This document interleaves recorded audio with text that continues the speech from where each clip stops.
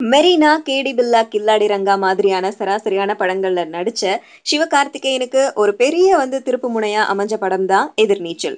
அந்த படத்துல இவருக்கு ஒரு தனிப்பட்ட கவனம் வந்துச்சு எல்லார் மேலயும். அதனாலேயே இவருக்கு பல படங்கள் தொடர்ந்து கமிட் ஆச்சு. அதுல வருத்தப்படாத வாலிபர் சங்கம் படம் ரொம்ப பெரிய திருப்பு முனையா அமைஞ்சது.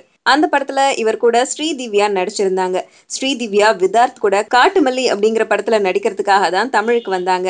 ஆனா அந்த படம் திரைக்கு வர்றதுக்கு முன்னாடியே இந்த படம் அதாவது வருத்தப்படாத வாலிபர் சங்கம் வெளிவந்துச்சு. இவங்களுடைய நடிப்பை பார்த்து நிறைய படங்கள் கமிட் ஆச்சு. அதுல ரொம்ப முக்கியமான படம் ஜிவி பிரகாஷ் கூட இவங்க நடிக்கிற பென்சில். அடுத்தது இதே எதிர்நீச்சல் டீம் ஒன்னா ஜாயின் பண்ண போறாங்க. அதனால சிவகார்த்திகேயன் கூட எந்த நடிகை நடிக்க போறாங்க அப்படிங்கிற கேள்வி எழுந்துச்சு. ஏன்னா எதிர்நீச்சல் படத்துல நடிச்சவங்க பிரியா ஆனந்த் அண்ட் நந்திதா. சோ இவங்க 2 பேர்ல யாரோ ஒருத்தவங்க தான் இவருக்கு ஜோடி ஆவாங்க அப்படின்னு அவங்க நினைச்சிட்டு இருந்தாங்க. ஆனா எதிர்நீச்சல் டீம் சிவகார்த்திகேயனுக்கு ஜோடியா ஸ்ரீதிவ்யாவே புக் பண்ணிருக்காங்க. இதனால அவங்க 2 பேரும் ரொம்ப மன வருத்தத்துக்கும் ஏமாற்றத்துக்கும் உள்ளாயிருக்காங்க. எதிர்நீச்சல் டீம் உடைய அடுத்த படம் தான் டானா. இந்த படத்துல சிவகார்த்திகேயன் நடிக்கிறாரு. இவருக்கு ஜோடியா ஸ்ரீதிவ்யா நடிக்கிறாங்க.